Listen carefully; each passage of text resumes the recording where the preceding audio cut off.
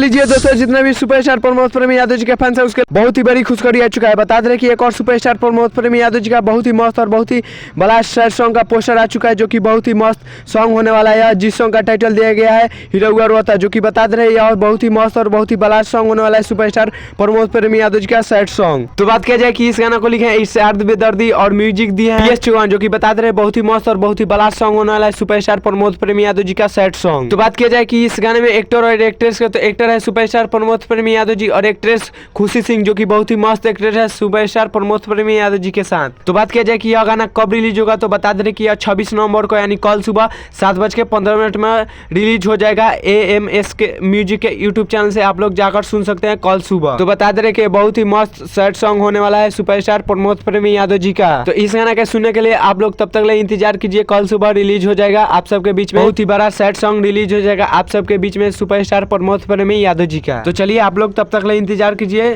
तब तक ले मिलते हैं किसी अगले वीडियो में। चैनल पर नहीं तो चैनल को सब्सक्राइब कर लीजिए और वीडियो को लाइक कर दीजिए और वीडियो को शेयर कर दीजिए। तब तक ले जय भारत जय भोजपुरी।